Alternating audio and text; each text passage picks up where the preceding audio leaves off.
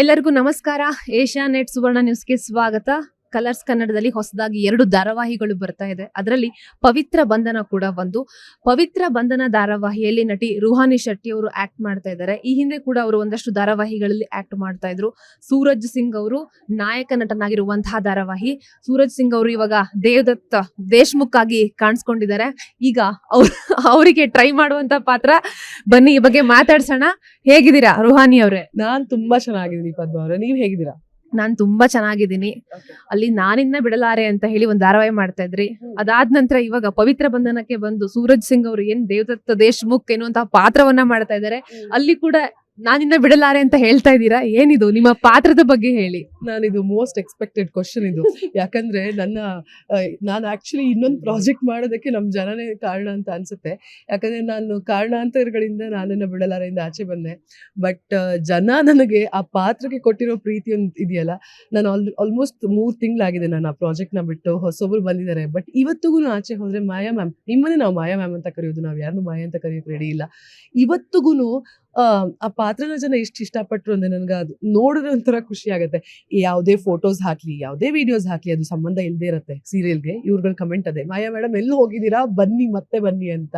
So ನಾನಿನ್ನ ಬಿಡಲಾರೆ ಅಂತ ಅವ್ರು ನನಗೆ ಹೇಳಿದಾಗ ನಾನು ಅವ್ರಿಗೆ ಅದನ್ನ ಹೇಳ್ಬೇಕಲ್ಲ. ಹಾಗಾಗಿ ಇಮಿಡಿಯೇಟ್ ಆಗಿ 3 months ಆಯ್ತು ನಾನು ಆಚೆ ಬಂದು. ಬಟ್ ವಿದಿನ್ 3 months ಅಲ್ಲಿ ಐ ಆಮ್ ಬ್ಯಾಕ್ ವಿತ್ ಪವಿತ್ರ ಬಂಧನ. ಸೊ ಒಂದು ಒಳ್ಳೆ ಟೀಮ್ ಸಿಕ್ಕಿದೆ, ಖುಷಿ ಆಗ್ತಾ ಇದೆ. ಸೊ ಇಷ್ಟು ದಿನ ನೀವು ನನ್ನ ಮಾಯಾ ಅಂತ ಏನೋ ಪ್ರೀತಿ ಕೊಟ್ಟಿದ್ದೀರಾ. ನಾವ್ ಇವಾಗ ನಮ್ರತಾಗಿ ಬರ್ತಾ ಇದ್ದೀನಿ. ನೋಡೋಣ.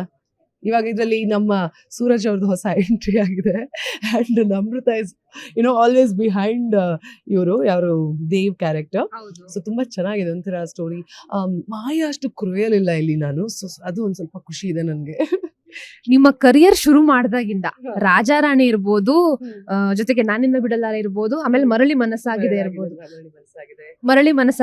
ಮನಸ್ಸಾಗಿದೆ ಇರ್ಬೋದು, ಈ ಧಾರಾವಾಹಿಗಳಲ್ಲಿ ನೀವು ಹೀರೋ ಹಿಂದೆ ಹೋಗುವಂತದ್ದು. ಎಲ್ಲ ಧಾರಾವಾಹಿಗಳಲ್ಲೂ ಇದೇ ರೀತಿ ಪಾತ್ರ ಯಾಕೆ ಸಿಗ್ತಿದೆ ಅಂತ, ನಿಮ್ ಹಿಂದೆ ಬರುವಂತ ಪಾತ್ರ ಸಿಗ್ತಿಲ್ವಲ್ಲ ಇವಾಗ? ನಿಜ. ಆಕ್ಚುಲಿ ನನ್ನ ಮೊದಲನೇ ಸೀರಿಯಲ್ ನಾನು ಮಾಡಿದ 2 ಕನಸು ಅಂತ. 2 ಕನಸಲ್ಲಿ actually it was a different role. I was playing the first lead. But ಗೊತ್ತಿಲ್ಲ, ನೆಗೆಟಿವ್ ಪಾತ್ರಗಳು ಅಂತ ಬಂದಾಗ ಜನ ಅದನ್ನ ಹೇಟ್ ಮಾಡ್ಬೋದು. But it's not that easy to play negative character also. Because ನೀವು ಎಲ್ಲಾ ಟೈಮಲ್ಲೂ ನೀವು ಅದೊಂಥರ ನೆಗೆಟಿವ್ ಡೈಲಾಗ್ಸ್ ಆಗಿರ್ಬೋದು, ಆ ಫ್ರಸ್ಟ್ರೇಷನ್ಗಳನ್ನ ತೋರಿಸಿ ನಿಮ್ಗೆ ರಿಯಲ್ ಲೈಫಲ್ಲಿ ಒಂದು ಸ್ವಲ್ಪ ಎಫೆಕ್ಟ್ ಆಗುತ್ತೆ. So it's not that easy at all.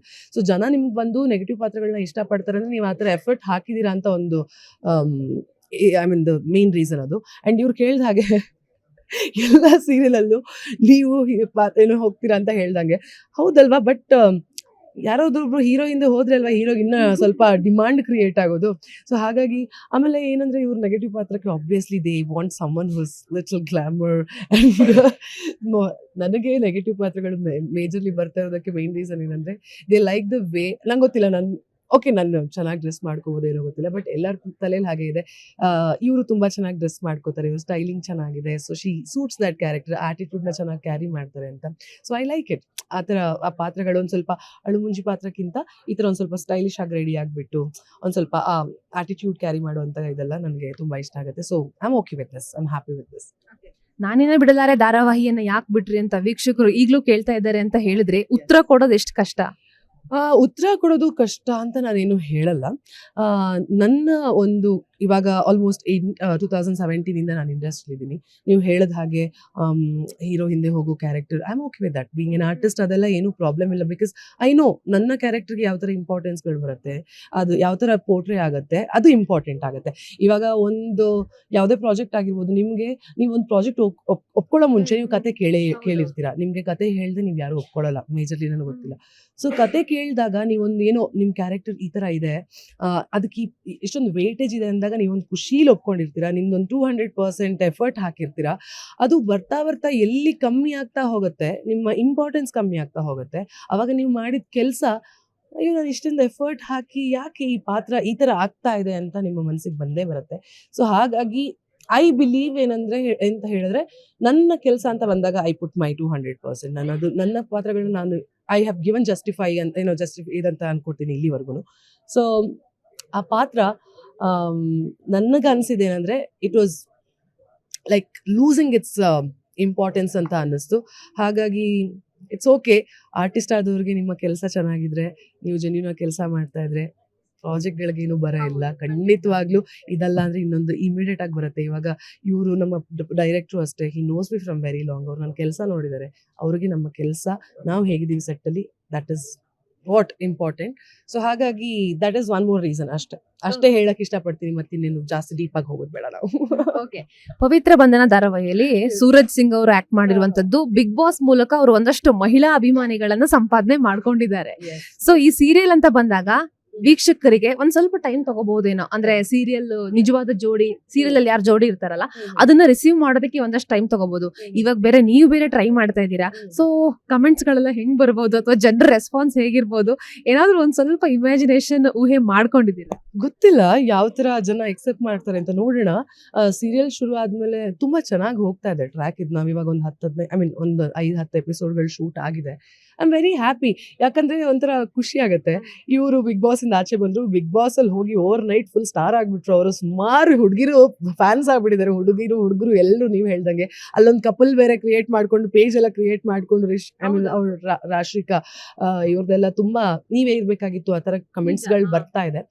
But ನೋಡೋಣ ಜನ ಸೀರಿಯಲ್ ಲಾಂಚ್ ಆದ್ಮೇಲೆ ಯಾವ ತರ ತಗೋತಾರೆ ಅಂತ. But obviously definitely they will like it ಅಂತ ನಂಗೆ ಗೊತ್ತು. ಸೂರಜ್ ಅವ್ರವ್ರ ಎಫರ್ಟ್ ಹಾಕ್ತಾ ಇದ್ದಾರೆ. ಬಿಕಾಸ್ ಪಾಪ ಅವ್ರಿಗೆ he doesn't have any acting back ground. So ಒಂದು ಸ್ವಲ್ಪ ಅನ್ಎಕ್ಸ್ಪೆಕ್ಟೆಡ್ ಆಗಿ ಸಿಕ್ಬಿಟ್ಟಿದೆ ಅವ್ರಿಗೆ.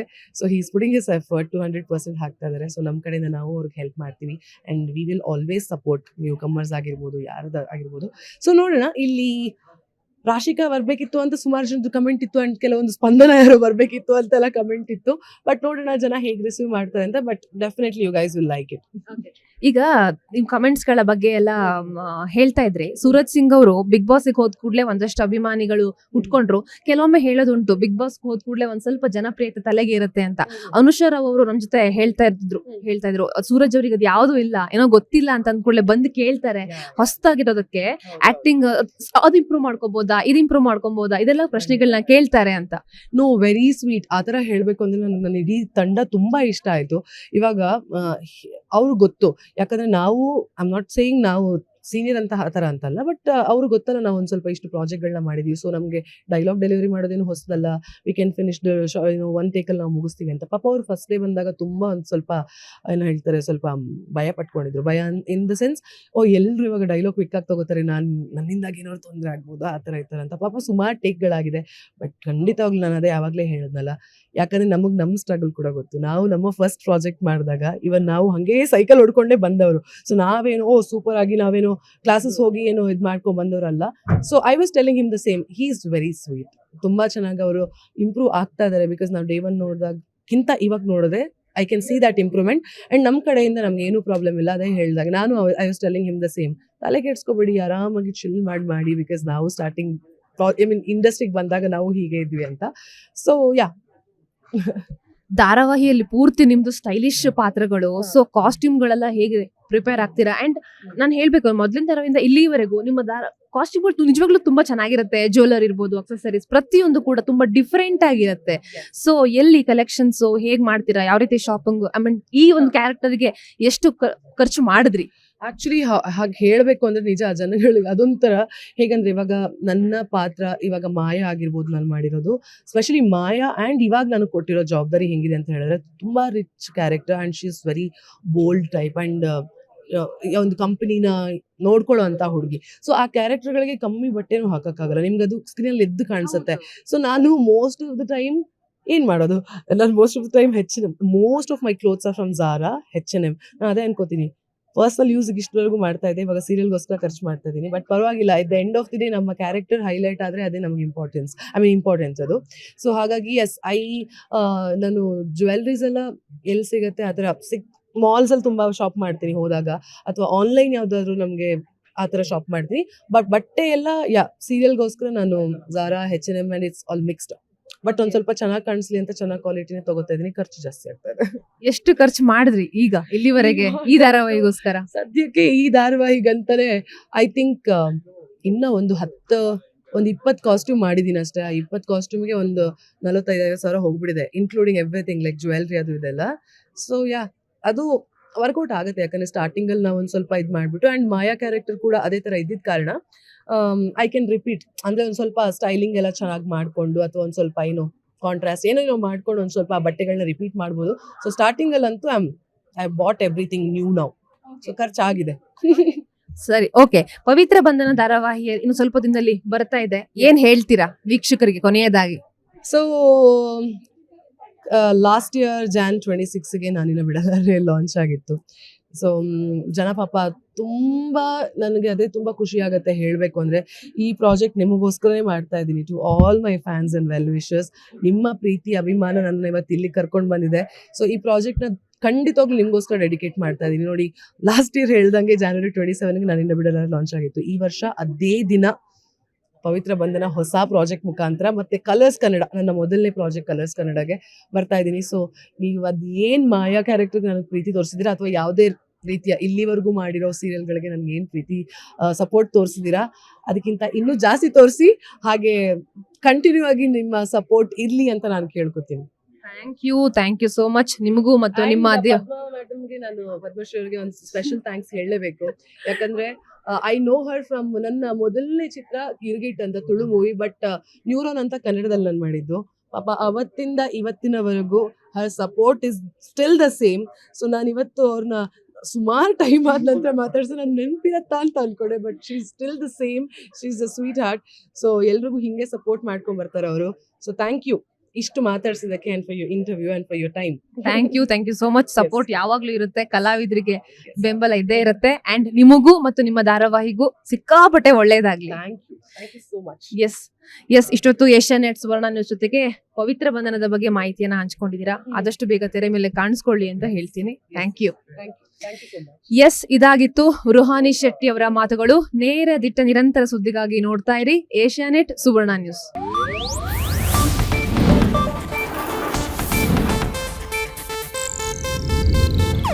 ಇದು ಏಷ್ಯಾನೆಟ್ ನ್ಯೂಸ್ ನೆಟ್ವರ್ಕ್ ಪ್ರಸ್ತುತಿ.